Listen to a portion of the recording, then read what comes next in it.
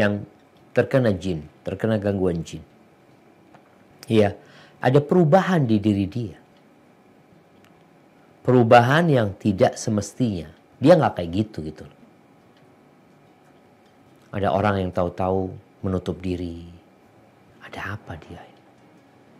Atau ada orang-orang yang marah-marah tanpa sebab. Atau ada orang yang ngomong sendiri. Yang bicaranya dia bukan suara dia. Itu ada jin yang mungkin merasuk ke dia. Maka apa yang harus dilakukan sebenarnya? Sebelum bicara apa yang harus dilakukan, ketahuilah setan itu ikut aliran darah kita. Ikut aliran darah. Jadi ada setan yang ngodain kita. Tapi ada setan yang merasukin diri kita. Yang kemudian dia menyebabkan kita tidak mampu berbuat apa-apa.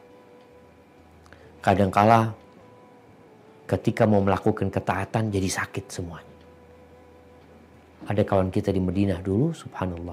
Dia itu tukang adzan, muadzin dia.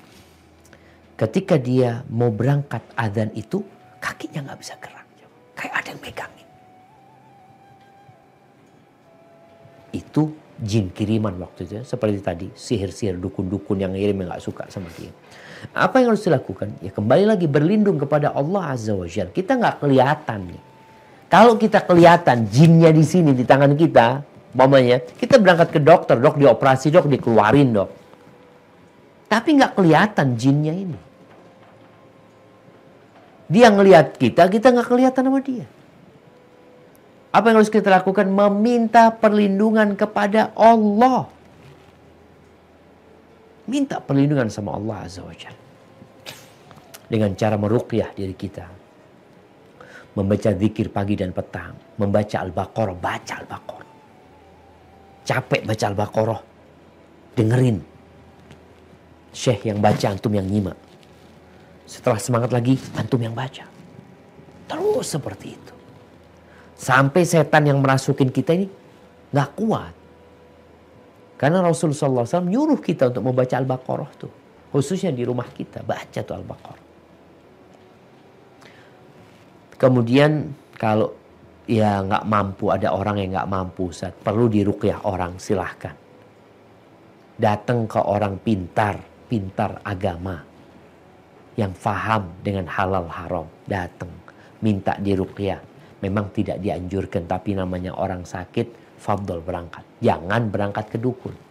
Pengobatan alternatif itu tadi, ada ke dukun, ada ke ustadz, kita minta diruqyah. Gimana kalau terlanjur ke dukun? Kalau kita tahu dia dukun memang, yang dia lakukan ritual-ritual kesyirikan ini itu, ya kita bertobat kepada Allah Azza wa Jalla. Kita menyesali, dan kita tinggalkan hal itu, lalu kita bertekad untuk tidak ngulangin lagi. Terkadang kita ini merasa lambat. Pengobatannya kok lambat ya. Kita mau cari yang lebih cepat gitu ya. Ada obat yang kalau bisa dipotong, langsung dipotong, selesai kan penyakitnya dia. Tapi kadangkala memang harus sabar. Ujian Allah itu mengangkat derajatmu, menghapuskan dosamu. Hadza wallahu a'lam